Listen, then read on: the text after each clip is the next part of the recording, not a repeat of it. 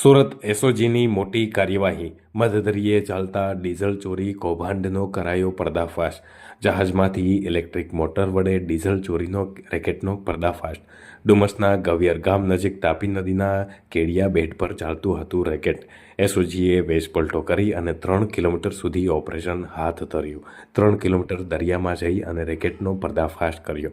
14,200 litre શંકાસ્પદ ડીઝલનો જથ્થો જપ્ત કર્યો છે. એસઓજી પહોંચે તે પહેલાં આરોપીઓ ડીઝલ ભરેલા બેરલ દરિયામાં નાખી અને ભાગી છૂટ્યા હતા. સ્થાનિક તરવૈયાઓ અને ગ્રામવાસીઓની મદદથી 71 બેરલ એસઓજીએ જપ્ત કર્યા. પોલીસ તપાસમાં તેજસ પટેલ, રાજેશ પટેલ, જયમીન પટેલના નામ સામે આવ્યા છે. એસઓજીએ હાલ જાણવાજોગ ગુનો દાખલ કરી અને વધુ તપાસ હાથ ધરી છે.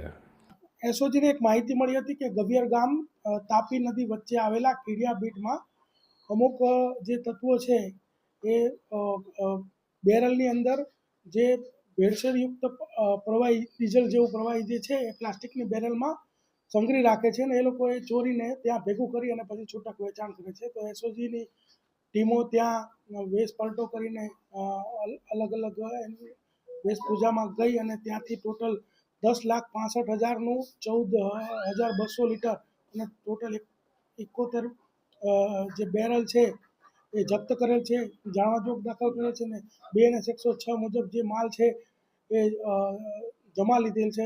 તેમજ જે ત્યાં આજુબાજુ જે મજૂર એક બે મળ્યા એને પૂછપરછ કરતા આ જે તમામ જે પ્રવૃત્તિ જે છે એ રાજેશ પટેલ, તેજસ પટેલ તેમજ જેમિસ કરીને જે વ્યક્તિ છે આ લોકો ચલાવી રહ્યા એવું પ્રારંભિક માહિતી છે. અમારી તપાસ ચાલુ છે. કોલ ડિટેલ્સ, આજુબાજુના નિવેદનો તેમજ તમામ જે પ્રક્રિયા પૂર્ણ થયા બાદ આ લોકો વિરુદ્ધમાં BNS 303(2), 316(3), 61(2), 287 અને 288 મુજબનો ગુનો દાખલ કરી અને આરોપીઓની ધરપકડ કરવાની આગળની કાર્યવાહી કરવામાં આવશે. કેટલા વખતથી કરતા હતા, કઈ રીતના કરતા હતા? 5 વર્ષથી આ લોકો કરતા હતા અને અગાઉ પણ લોકલ પોલીસની તેમજ બીજી એજન્સીઓની અહીંયા રેડો થયેલી છે. કઈ રીતના કરતા હતા ચોરીને અંજામ કઈ રીતના આપતા હતા? જે પ્રારંભિક માહિતી મળી મુજબ આ લોકો જે છે કે જે કોઈ ડીઝલ જે જતું હોય છે એના જે કન્ટેનર હોય છે એમાંથી આ ચોરી કરી અને આ રીતે ખાનગી રીતે બેરલોમાં સંતાડીને રાખતા હતા અને ત્યારબાદ તેઓ માછીમારોને છૂટક વેચાણ કરતા હતા.